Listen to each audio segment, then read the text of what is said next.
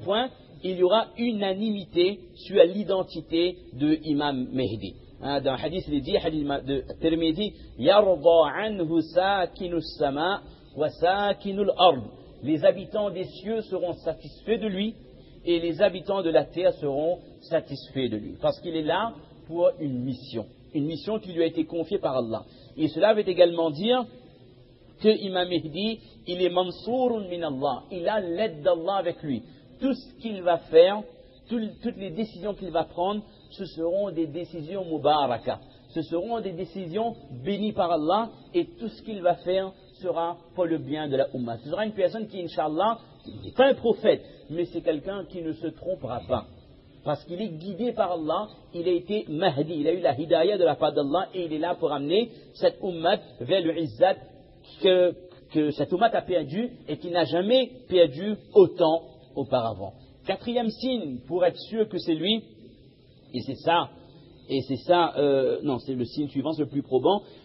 Les gens vont se précipiter, on retrouve l'opinion, c'est Sufyan al-Thawri, la citation de Sufyan al-Thawri, rahimahullah, il disait à un des émirs de l'empire abbasside, Abu Ja'far al-Mansour, il disait que wa in marra bika al-Mahdi wa anta fil bayti fala takhruj ilayhi hatta yajtami'a an-nas. C'est le facile ça.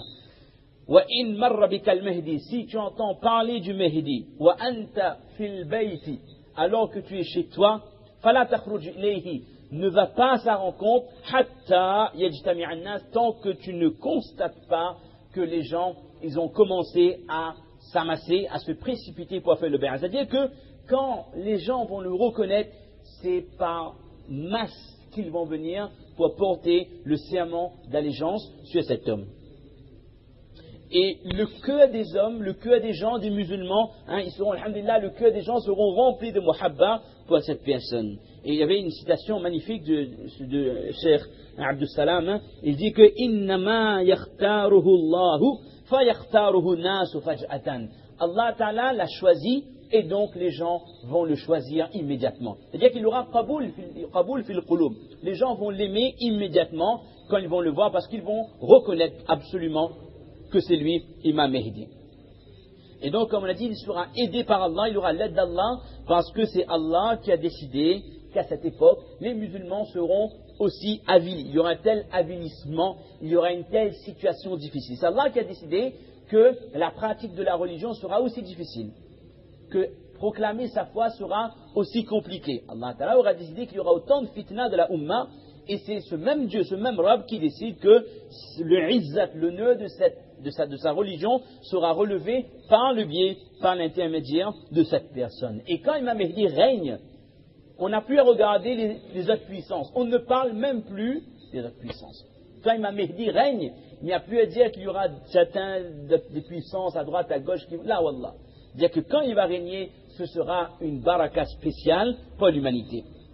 Et le signe le plus probant, qui ne trompe pas, pour qu'on soit sûr que c'est lui Imam Mahdi, c'est que lorsque les gens commenceront à faire le bay'a, à faire le serment d'allégeance sur Al-Mahdi, alors immédiatement, il y aura une armée qui viendra du Sham, des pays arabes, une armée qui viendra du Sham, qui se lèvera pour aller combattre Imam Mahdi. Et cette armée-là sera immédiatement détruite par Allah Azza wa Jal, sans qu'il ne livre combat.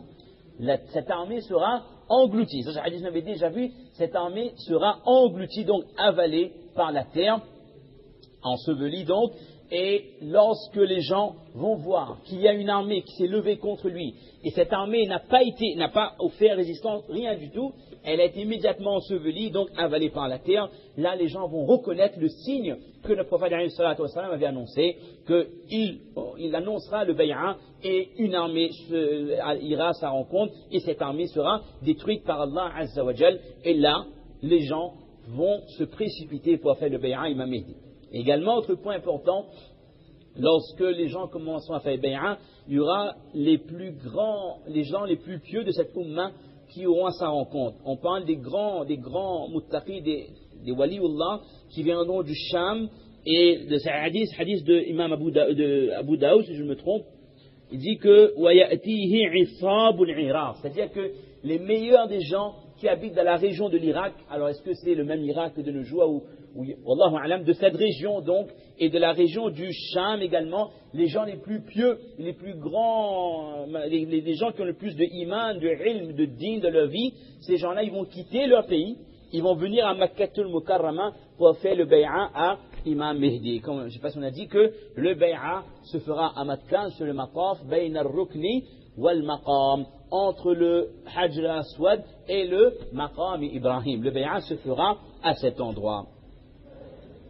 Également, un des signes qui ne trompe pas, qu'on verra, que les gens verront lorsqu'Imam Mehdi va apparaître, c'est que Imam Mehdi sera aidé par on trouve le hadith, Imam Mehdi sera aidé par une armée un peu spéciale. Ce seront des gens qui auront un étendard Rayat Soud, un étendard de couleur noire. Et ça, en détail, on verra Ashab Rayat Soud, qui sont-ils, quelles sont les opinions des savants sur ces personnes-là, ça on verra par la suite. Ce qui nous intéresse, c'est ce qui est écrit dans le livre que Hatta ida tammatil bay'a wa ma rasa muhimmata, lorsque les gens auront fait le bay'a, il commencera sa mission. Ja'a jayshun min ash-Sham li muharabati, une armée du Sham se lèvera pour aller à sa rencontre. Wa ma in yasilu al-jayshu ila al-bayda, lorsqu'ils arriveront à un endroit, c'est près de Makkah, qui s'appelle Bayda. Lorsqu'ils arriveront à cet endroit, hatta yakhsifullahu bihim, Allah Ta'ala engloutira cette armée immédiatement. Et à ce moment, ya'riful qasi wa daniyan lahu al-mahdi al-muntazir. Et là, n'importe quel croyant, que ce soit un homme pieux, que ce soit un pécheur, n'importe qui reconnaîtra que c'est lui, Imam Mehdi. Fata'til wufudu li mubay'atihi, et les gens viendront donc en troupe par délégation pour porter serment d'allégeance sur lui. Et la suite, wa yu'ayyiduhu Allahu binasin min al-mashriq, et Allah Ta'ala enverra son aide également par le biais d'une armée, rayatuhum sauda, des gens qui auront un étendard de couleur noire, et ces gens-là permettront à Imam Mehdi de propager sa mission et de lui donner donc le quwwa, toute la force qu'Allah Ta'ala l'avait donc prédestinée. Maintenant, comment se déroulera le bay'a? Je pense qu'on peut aborder ce point. Comment se déroulera le bay'a? Alors là, on va reprendre peut-être certains points d'avant et pour faire un bon résumé. Alors, premièrement, comme on a dit tout à l'heure, on va commencer dans l'ordre chronologique. Cet homme, Al-Mahdi, quitte Madina Munawwara et il va à Makkah. Dans les commentaires de Abu Daoud, rahimahullah, il est écrit que, comme on a dit tout à l'heure, il craindra que les gens de Madina Munawwara l'obligent à faire le bay'a. Et donc, il ira à Makkah en pensant que les gens ne vont pas le reconnaître. Mais les gens de Makkah vont le reconnaître et les gens l'amèneront, comme on a dit tout à l'heure, au haram et l'obligeront donc à faire le bay'a. Donc, c'est les deux points. Et après le bay'a, il y aura cette armée, ça on a déjà dit. Et quand les gens donc vont voir cette armée, et là les gens ils vont venir en masse pour faire le bay'a sur Imam Mehdi. Lorsque les gens se rendront compte de cela. On cherchait un texte, on va répéter la même chose. Voilà. Le bay'a sera obligatoire. Le bay'a sera wajib sur chaque musulman qui pourra aller à la rencontre de Imam Mehdi. Mais si on entend parler de lui et que géographiquement c'est loin, c'est difficile, alors il suffit de porter iman sur lui. Le hadith dit bien فَإِذَا رَأَيْتُمُوهُ فَبَايِعُوهُ وَلَوْ حَبْوًا عَلَى الثَّلْجِ. Et si vous le voyez, faites le bay'a, même s'il faut ramper sur la glace, sur la neige. فَإِنَّهُ خَلِيفَةُ اللَّهِ الْمَهْدِي, car c'est le calife d'Allah Azza wa Jal, c'est le Mahdi, rapporté par Ibn Majah.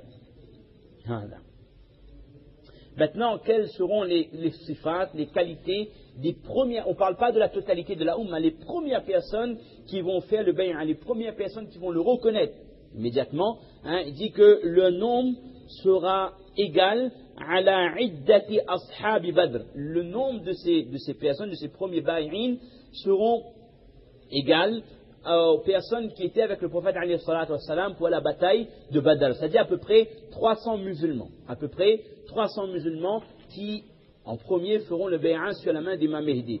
Et ça rejoint notre hadith lorsque le prophète alayhi salatu wassalam dit que inna ashaba Muhammadin alladhina kanu yawma Badr 310 وبضع عشر على عدد أصحاب طالوت. Parce qu'il y a une autre comparaison dans le hadith qui dit que le nombre de personnes qui feront en premier le bay'an sur Imam Mehdi sera égal à ceux qui étaient avec Talut, hein, c'est notre histoire, qui ont franchi le fleuve avec Talut, et ils étaient au même nombre que les Ahl Badr, c'est-à-dire à peu près 300. Ça, c'est les premières personnes qui vont le reconnaître. Et après les autres signes, après l'armée qui vient, l'armée qui sera engloutie, là, il y aura la totalité de la Ummah, voire la majorité qui feront bay'an. Maintenant, ça, c'est des événements qu'on verra par la suite, mais on peut annoncer, il y aura, comme on l'a dit tout à l'heure, des complications. Les complications, c'est quoi? C'est qu'il y aura une tribu parmi les Arabes.